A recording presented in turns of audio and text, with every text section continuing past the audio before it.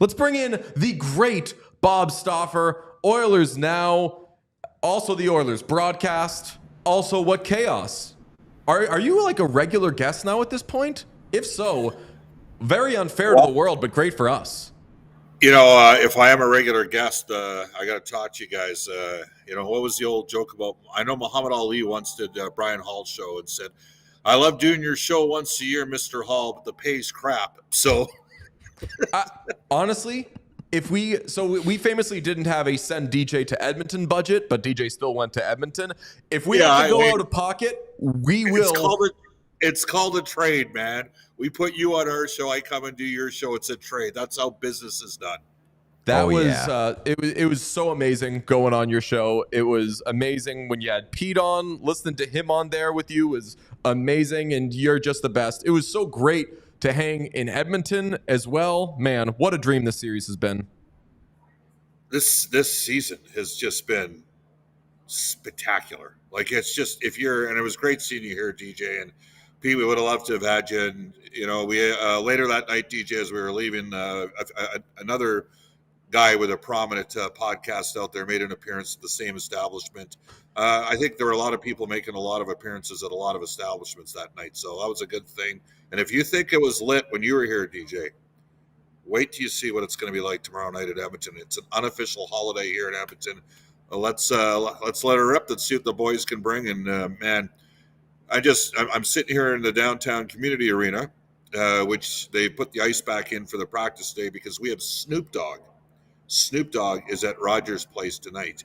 I am not up in the 8th floor for the Snoop Dogg concert, which is where we broadcast the games from because, you can well imagine that's got a very unique crowd to it for Snoop Dogg. And it would remind me of my days that I spent tree planting in some of the fine northern BC and northern Alberta locations such as Chetwynd, BC, which is where a young player from the Medicine Hat Tigers is from the upcoming NHL draft. If you think there's places in mass that are out of the way, you've never been in northeastern BC and northwestern Alberta. It's a different world up there. So we're looking forward to having a great time. It's going to be a kicker. It's great to see you guys here. Let's go. Let's make it happen. Oh man, I just checked Snoop Dogg's tour dates. I was wondering if he would be in the building tomorrow night. Stick around because he's a big hockey guy. Mm-hmm. He will be in Calgary, Alberta tomorrow night, so will not be in the building. I do have to ask you about the photo of you that was tweeted out by the Oilers.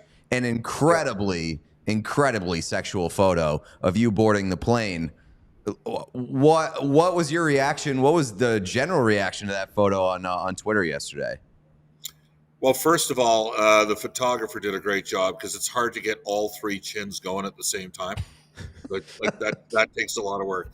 Here's the deal, guys. There comes a point when you do this where you just got to roll with it. You both have a sense of humor, and I admit when you guys and you did talk about it on one of your podcasts when I was on one day about the first time you guys said, "Hey, we really like your work," and anytime I get somebody that's a lot younger and a lot more talented than I was at that age telling me that, I'm always wondering, am I getting set up here? Is this in Canada? We call him RCMP, Mr. Big Stings. That's actually I've got a friend. He's now retired RCMP. He does some work for us, and he worked on the most infamous case in Canadian history. But I thought, you always worry about guys setting you up, but there comes a point where you just have to roll with it. You just have to accept it. You have to have fun with it. The best people have recognition that, you know what, self-deprecation works at the best of times. You can belittle yourself and people, they get it. They understand it. So, I don't look like I did when I was 25. And, we did get legal approval to put that photo on. I'm just kidding. They at least asked, and the funny part is I couldn't get internet on our plane flying back, so I didn't know. Yesterday we had to refuel in Kansas City coming back from Fort Lauderdale, and I landed in Fort Lauderdale or in Kansas City, and there's all of my cell phone's going off, and this is I'm checking Twitter, and there's 225 retweets of something. I'm like, what the heck's going on here? Then I realized, and then a couple of players came up.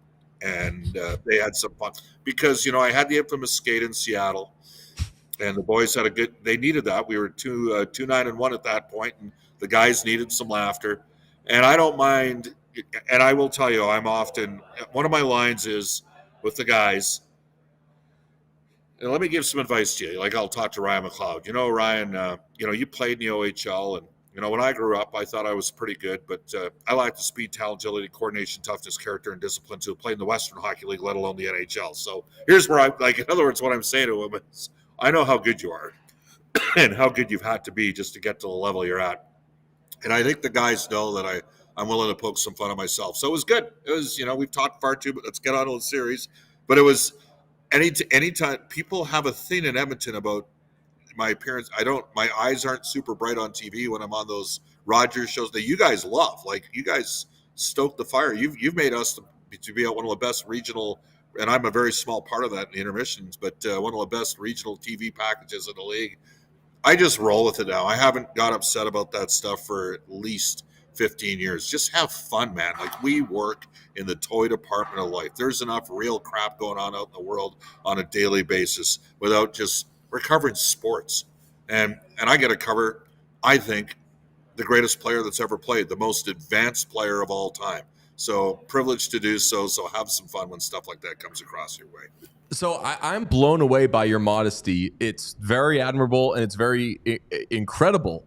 Literally, it's complete BS. Just so you know. But I say incredible because I'm not sure. I'm like, do you not understand though the appeal that you have? That you exude this power and this. It's an overused term, but like you've got a swagger about you that people. That everybody is drawn to. So when we see that picture and every one of our followers sends to us, great, now I'm pregnant, that's not a fucking joke. They may not literally be pregnant, but they see that picture and they do say, damn.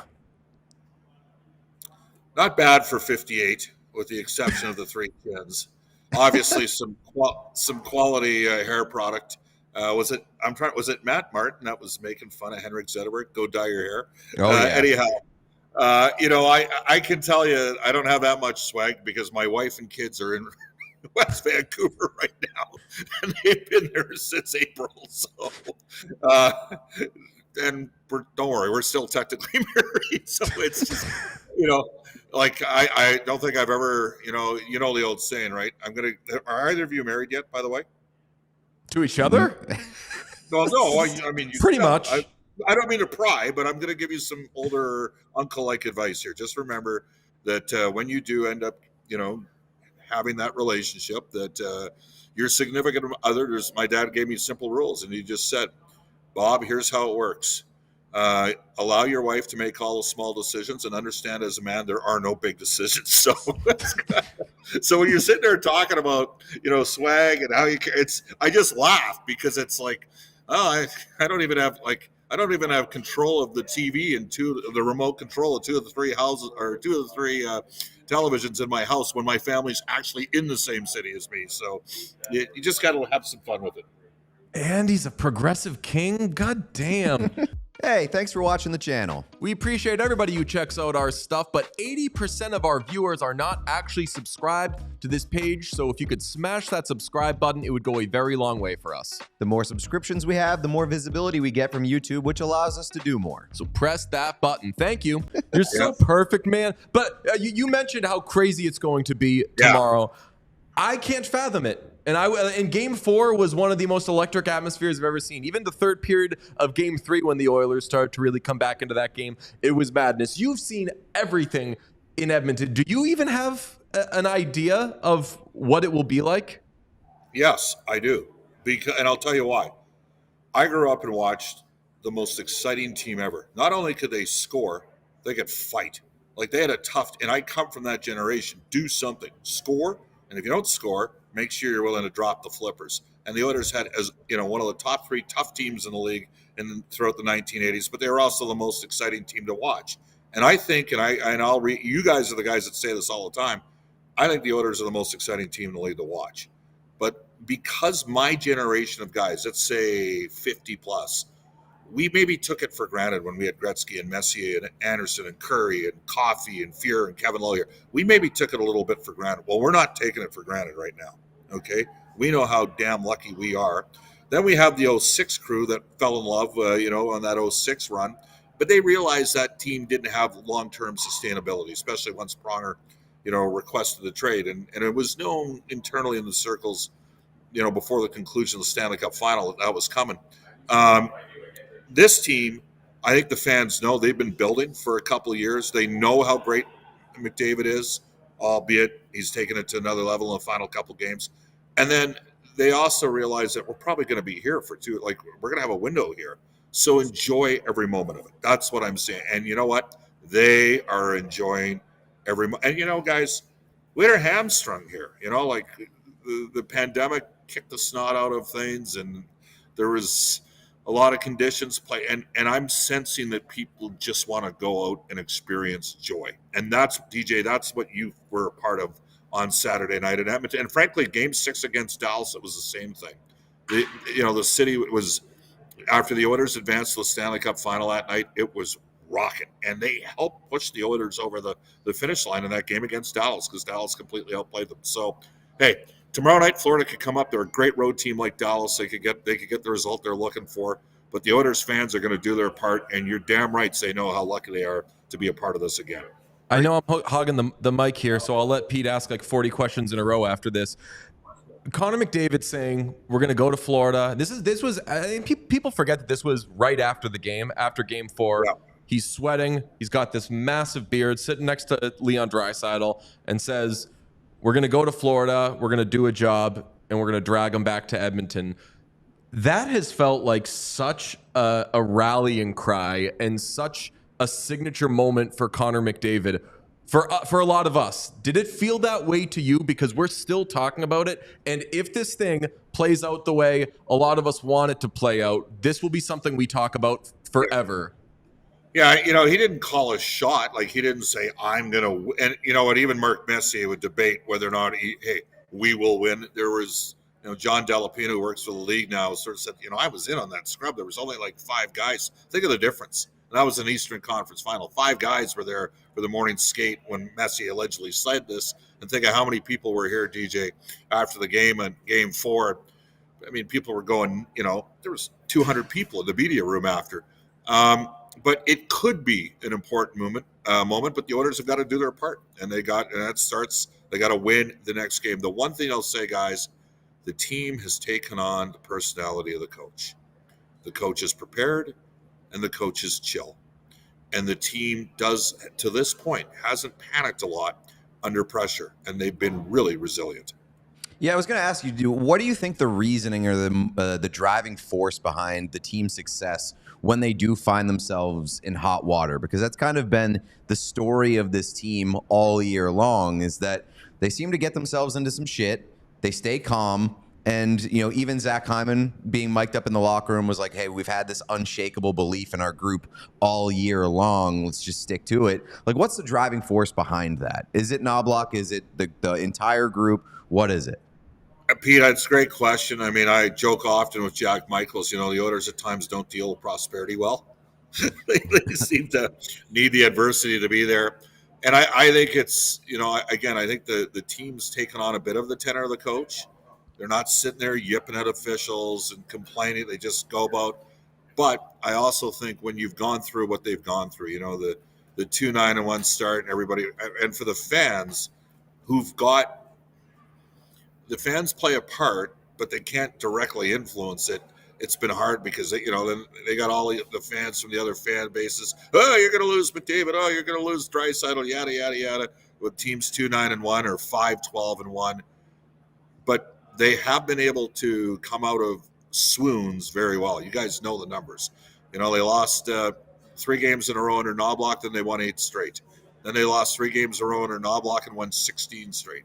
Another time they lost 3 games, including an overtime game, ended up winning 5 straight. So they can put together good runs. I think the group knows that, and what a story it would be. And again, they're going to beat a real good team. Florida's a rock-solid team. And saying that, there's guys in Edmonton that have to elevate. And if you're Paul Maurice right now, damn well there's guys in Florida that got to play better too. We've done a lot of talk about the goaltending in this series and sort of how a lot of people underestimate Stu Skinner and how he gets better as series go along, and we've kind of seen the shifts start to take place. I want to ask you: do you think that the Oilers have the edge in goaltending as this series goes along? I mean, how do you have the edge when the other guy's won 2 Vezinas and is up for a third? He's a good goalie. Uh, to me, and I think the analytics would support it. The one thing about Bobrovsky is I think he can beat him to the right side. And it makes me, I don't know if he's got, like, he sort of tries to get you to shoot to his glove side, and he's got great reflexes and great lateral movement. But the Oilers have found some holes. And even on the play where Nugent Hopkins was stopped in the third period after Kulak made a great rush up the right side, flipped it across, and Ryan had a breakaway. He tried to beat him in the Heidel blocker side to his right side. Skinner has to, like, I know about this about Stewart. Stewart's going to keep grinding, and he's going to keep working, and he's still only 25. He has continuously improved. The numbers are way better games 4 through 7, but I also think that's a reflection. I think Chris, as the coach, and the coaching staff collectively have figured some things out, and the team has figured some things out. And frankly, they've shown that they're resilient, and it helps when you have a guy that is literally playing like a man possessed, like 97 is. Like, it's just, we're seeing a player at the height of his power. So here we are talking about goaltending, but I just think it's a combination of factors. I don't think it's solely Stewart, but I'm here to tell you Stewart's going to get better. He's going to improve his puck handling in time, and he's going to get a better glove hand. I'm telling you that's going to happen because I've seen how hard this guy has worked every step of the way. He willed himself up in the ECHL. I know a lot of goalies end up in the coast their first year coming out of junior or out of college, but I know the work rate. And guys that work and grind, they can make things happen in every walk of life. The guess in this room from admittedly 3 silly boys is that once this postseason ends and we find out all the injuries, our respect for Leon Draisaitl will go up immensely. That said, there's still 2 games left, and yes, as he is in this goalless drought, I want to say he has 1 goal in his last 10 games, which, as we all know, is extremely un-Draisaitl-like. Do you think, given what he's been able to play through before, there is a chance that whether it's game 6 or a potential game 7, he can find some sort of Papa Bear dad strength where he overcomes whatever is ailing him, and he has a game like we've seen Connor McDavid have? I think it is possible. I do think he's hurting. It wouldn't surprise me if, like, and the first thing he'd say is everybody's got something. I'm going to circle back to what I said about Bobrovsky. Like, look at where Leon lines up. He lines up in the right hash marks on the power play in his kill zone, and that means that Bobrovsky opens up to Bobrovsky's glove side left. That's, to me, that's Bobrovsky's more dominant side, and I think that's offset. That's kind of like, I think the opportunities for Edmonton when they're coming off the flanks on the power play on Nugent Hopkins when he's on the left side against Bobrovsky's right blocker. So that's something to look forward to. And I think it's played a little because Leon's missed a couple. Bobrovsky's made 2 brilliant saves in the series against the Oilers' power play when Draisaitl's been in the kill zone. Those might have been in against other goaltenders, but that plays right into Bob's strength. So can he have one of those games? Yes, he can. Does it help when he's got Nugent Hopkins 5-on-5 with him? Yes, and that's also made a guy like Warren Foegele useful playing on that line, just getting in there with the speed and crashing and banging for McDavid. Because Warren can go get loose pucks and help chip pucks to spots and make plays. Fogel's eaten 2 hits in this series that have led directly to goals for the Oilers in games 4 and 5. So can Leon pop at some point in the series? Yes, but I will say the matchup might be working a bit against them, especially on the power play. Do you think we see Evander Kane again in this series, even if he's ready to go? Like, would Chris Knobloch mess with a thing that has kept them alive? I look at, Pete, I look at prior, sort of the prior history with Chris, and he doesn't overthink it when the team's winning. That's one, again, and I know I relayed the story to DJ, like, Chris, I think, won 10 or 11 straight with Kootenay, not a particularly deep Western Hockey League team the year they won the WHL title. They upset Braden Shen in Saskatoon in 4 straight that year. He had at least 8 streaks in Erie in the 4 years where he won 50-plus games. Only coach in major junior history to do it. 8 times he had streaks of, I think, 10 plus undefeated stretches, and that's because he's not. I think he doesn't overthink it. I think it's the same thing with the messaging with the players. He doesn't bombard them with 52 video clips. He shows them 4 or 5. In terms of the messaging before the game, he's not sitting there focused on all the things that the opposition does. He might maybe 1 or 2. Hey guys, we know they're going to, like, they knew they were going to Florida was going to floor check out of the gate hard, and Edmonton was going to need to do a good job managing the puck defensively. And to be honest with you, they did a pretty good job through the first period and a half. When Florida ramped it up halfway through the second period, it was a different game. So the Oilers got to know that's coming again. So sometimes less is more, and I think less will be more in the decision to potentially reinsert Evander Kane. On the other side, it looks like Oposo out and Cousins in, and I mean, Oposo has helped the Oilers because he's put them on the power play a lot. But if I'm an Oilers fan, I'm afraid of the Panthers, who already have that bit of a shit to them. Sore losers. That they say, you know what? Like, let's bring in someone who's going to mix it up a little more. Does this help or hurt Edmonton to play against a team that is now getting increasingly desperate and probably getting even scrappier? I think that, frankly, Nick Cousins is part of the identity of what Florida's been all year long, right? Like, the Oilers just played a series against Dallas where Peter DeBoer talked before the series started. We don't take penalties, and we play within the whistles. And Dallas played within the whistles. And, in game number 1, the Oilers were shorthanded 5 times, including McDavid twice, with the double minor and overtime, and the Oilers survived that. And conversely, Edmonton only got 1 power play. Well, now they're playing against a team that does play beyond the whistles. DJ, you were in the building for game 4 when they called Bennett and Tkachuk for both punching Oilers in the head and made it a 5-on-3. I was shocked that they game managed that the way they did.